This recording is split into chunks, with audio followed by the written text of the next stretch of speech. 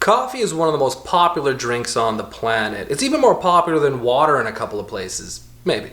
But this is how most of us are familiar with our coffee. On the go, in the car, sitting in traffic. But coffee was never meant to be drank in traffic. Coffee was meant to be sipped while you're having a conversation or gossiping with somebody over it. That's why today we're saying ciao to this coffee and we're saying zdravo to this one. My name's Nick Karofsky. This is the Better Balkan.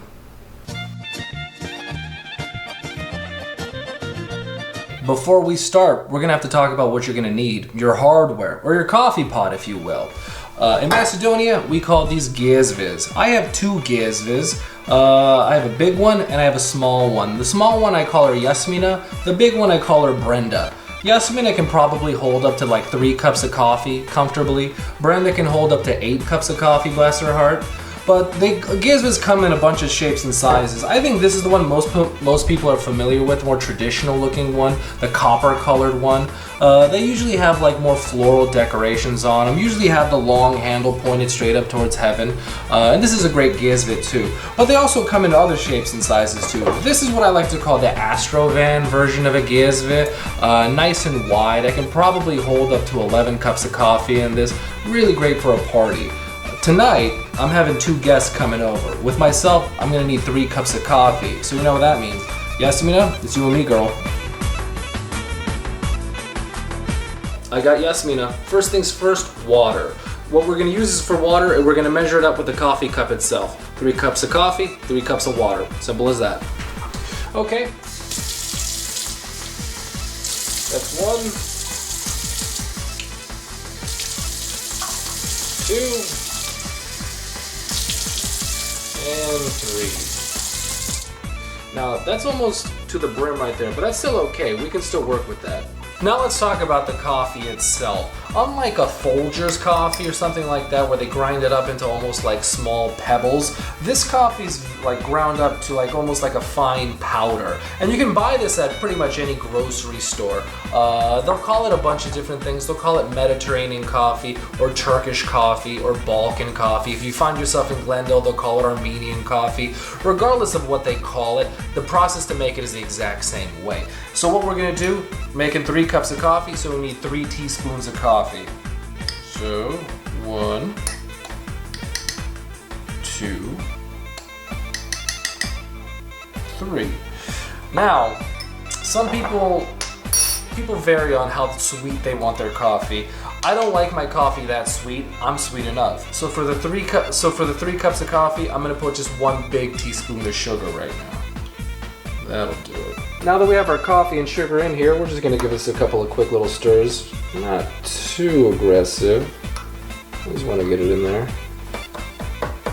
That'll do it. And it's okay if the coffee's like floating on top right now, because as you heat it up, it will float, it will mix by itself and it will float all into the bottom. So that'll be fine. All right, now that our coffee and sugar's all mixed up, let's take it to the stove.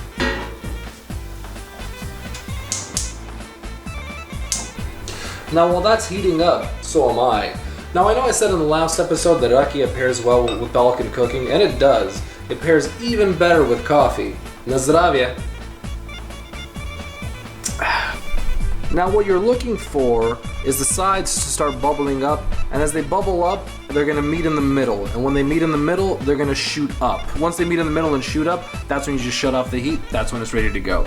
Now while the coffee's boiling, let's take a minute to talk about your coffee cup. Everybody's got coffee mugs at home, but your coffee cup for the Balkan coffee is going to be a little bit more elegant. This one's out of my own personal collection. This was actually a gift. As you can see, it's white. It's got a silver handle on it. The saucer itself is square, but these things come in a ton of different shapes and sizes and colors.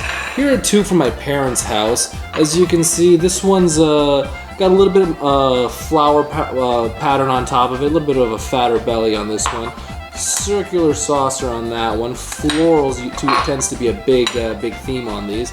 This one's kind of cool. It's got like almost like a wing handle on it, a little bit more narrow. Also another saucer pattern. But the thing to remember about these, they're very much a fashion statement. You can get lost on Amazon trying to buy these, which is probably a good thing. When you're going to buy your coffee cup, really make sure it says something about you, because they are a fashion statement. When it's in this state, when it starts to bubble up right now, we're just going to give it a couple of turns right there, just like that. Not too many, we're not dancing in auto here, but just like that.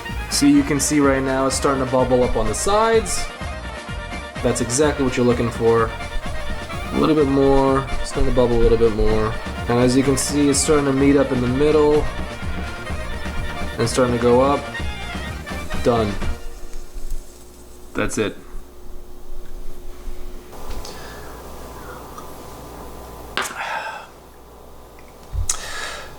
Now the coffee's done, but before we pour it, there's something very important we need to learn, and it's called the Chimok. That every cup of coffee needs a Chimok. What is a Chimok? Chimok are those little light brown bubbles that set up at the top of the coffee. The coffee itself is pretty much jet black, but the Chimok is this little almost kind of a crown that sits around the ring of the coffee. Why does a coffee need a Chimok? Well, it needs it because it's weird without it. It's like Sunny without Cher, cereal without milk, B-Set without the Balkanski. It just goes together. And so when we pour it right now, and I'll show you, you never fill up one cup of coffee all the way, because that first cup is going to take all your Chimok. What you're going to do is pour a little bit in each cup, and that way you'll see those will be a good even distribution of Chimok.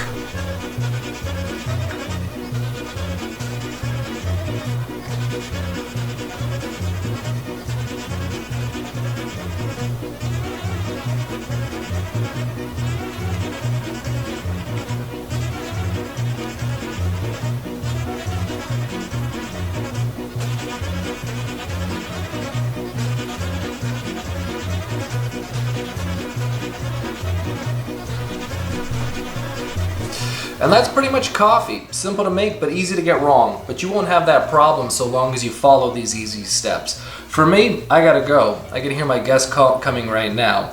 But before I go, remember, in the Balkans, there's no such thing as cooking for one or coffee for one. Always make sure you enjoy everything you make with your friends and loved ones. This has been The Better Balkan.